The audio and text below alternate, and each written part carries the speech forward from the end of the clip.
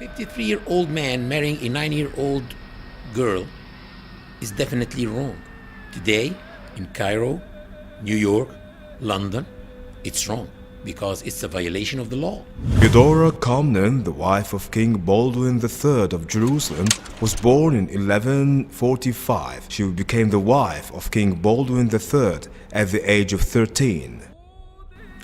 But maybe today, in some other parts of the world, is not wrong because it's not violating the law or the customs and traditions of people. And maybe in those three cities, Cairo, London, or New York, few centuries ago, it was not wrong because it was not violating anything too.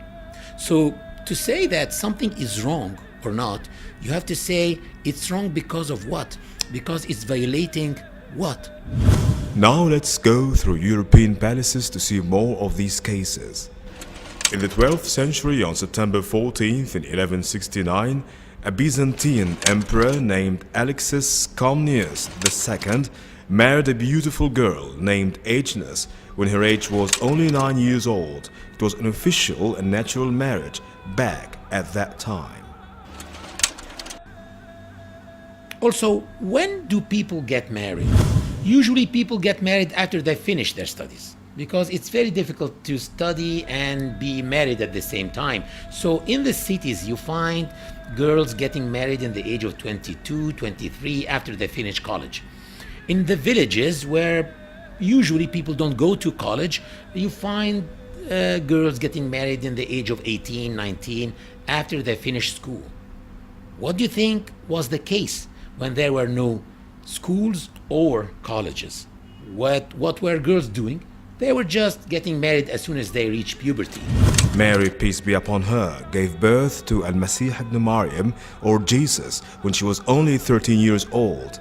Actually, today, after 1500 years, you find in the US girls getting married by the law at the age of 13. In New Hampshire, the age of marriage starts at 13 years old for girls by the consent of their parents. In Texas, 14 years old. In Missouri and Mississippi, 15 years old by the consent of their parents. Also in Spain, until 1995, it was 12 years old. And now it's 13 years old. In Canada, 100 years ago, it was about 11 years old. So it's unfair to judge people according to today's laws and customs. You have to judge people whether they were doing something wrong or not according to their own laws and their own customs. To prove that that was the norm at that time, you will find many evidence actually. First of all, Prophet Muhammad was not the first man in the life of Lady Aisha. Lady Aisha, in the age of 6, was actually engaged to another man called Jubayr ibn Mut'am ibn Adi. And you will find also that one of his wives were Lady Safiya bint Huyay ibn Akhtab, the daughter of one of the biggest names of the Jewish tribes in Arabia, Huyay ibn Akhtab. And he married her, according to some records, in the age of 14. And he was her third husband. What was her age when she got married to her first husband? Maybe 10, maybe 9, maybe 11. So even the Jews at that time were marrying their girls in that early age. Also, you will find that Prophet Muhammad married Lady Aisha in the age of 6, but he did not consummate the marriage except in the age of 9. So what was he waiting for 3 years? If he was a pedophile, God forbid, or a child molester, he could have consummated the marriage in the age of 6. But what was he waiting for 3 years? Puberty. And some people here may say, and who said that when a girl reaches puberty that she can get married?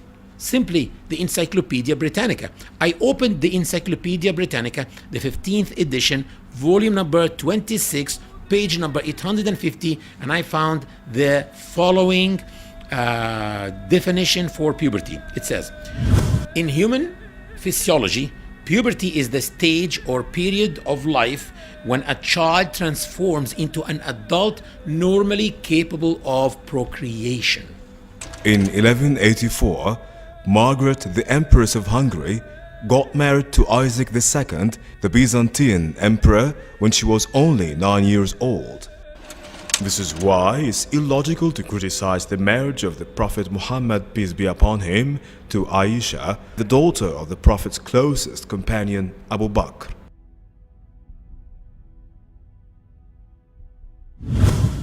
One may ask himself, did Prophet Muhammad, peace be upon him, had any enemies? You will find that the hypocrites in the Muslim community were enemies, the pagans were his enemies, and the Jews of Arabia were his enemies. And you will find that they tried by all means to tarnish his image, and they called him all the possible bad names that they can. But they did not say that he was a child molester. Why? Did they forget? That would have been an excellent way to damage this man and this new religion, but they never used it because simply it was the norm to get married to girls at that age at that time. And for those who say that she was a molested child, molested by Prophet Muhammad, peace be upon him, I ask them, do molested children love their molesters? And if you want to read the perfect love story, Shakespeare. We all know this famous British outstanding playwright and his famous play Romeo and Juliet, with which the age of Juliet, the heroine of this play, was not more than 13 years old. I recommend that you don't read Romeo and Juliet, because actually Romeo committed suicide at the end of the story. Read Muhammad and Aisha, in the very words of Aisha herself, explaining how beautiful this relationship was between her and Prophet Muhammad, peace be upon him. Lady Aisha explains that he used to race with her, and she says that when he used to drink from her glass, he used to make sure that she sees him putting his lips in the same place where she was putting her lips and to drink from the glass. Lady Aisha says that when she used to say, "Oh my God, I have a headache," he used to say, "It's me who can sense your headache in my head." Lady Aisha was so proud that he died in her arms. على رهبوته المتبسم اقرأ نبي الله اقرأ وابتهل وبذكر ربك يا نبي ترنم